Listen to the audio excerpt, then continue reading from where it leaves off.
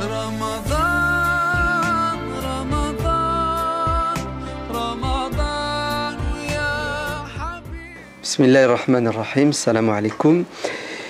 Le ramadan est une tradition séculaire qui remonte au premier temps de la révélation, puisque il fait partie des piliers de la croyance et de la pratique en islam. Islam, je répète, une religion qui invite l'être humain, quels que soient ses horizons, à cogiter, à penser, à réfléchir pour reconnaître l'existence du Tout-Puissant et se soumettre à lui en essayant d'être heureux et rendre heureux les gens que l'on côtoie.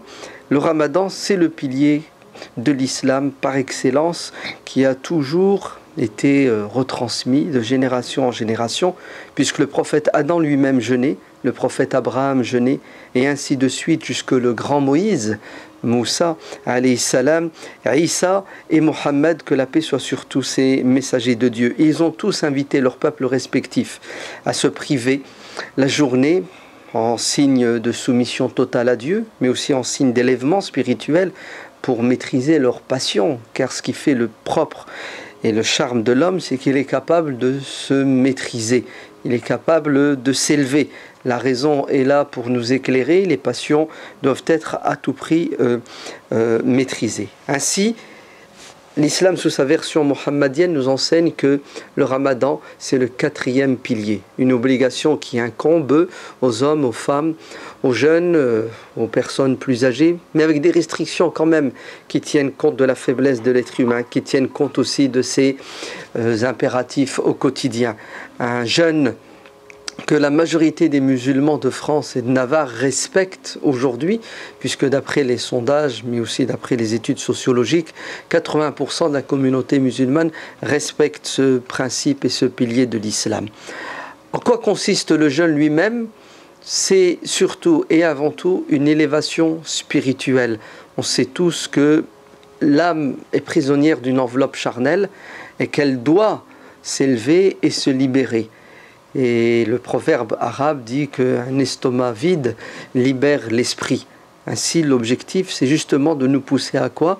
À penser à ce qui est essentiel, c'est-à-dire notre devenir. Nous n'avons pas été créés pour cette vie d'ici-bas uniquement. La vie n'est qu'un passage. Nous avons été créés pour l'éternité, l'au-delà. Comment se projeter dans cet au-delà ? Une première libération s'impose pour la vraie vie, celle de l'au-delà, où on sera justement libéré de toutes ces pressions matérielles, puisque au paradis, il n'y aura plus ni de pratiques dites rituelles, religieuses, il n'y aura plus de ramadan, il n'y aura plus de prière, mais on n'aura plus besoin de boire et de manger parce qu'on a faim et on a soif. Donc, le ramadan est synonyme de libération, de liberté. Celui qui sait dire non quand il a envie de boire, de manger ce qui est licite, bon et utile pour le corps, est a fortiori capable de dire non à ce qui est mauvais, à ce qui est dangereux, à ce qui est inutile. Et nous avons besoin de rappeler, et en particulier à notre jeunesse, qu'il faut se maîtriser. La maîtrise de soi est fondamentale et essentielle, car elle donne naissance à la liberté le propre de l'homme. Ramadan égale liberté, égale maîtrise de soi.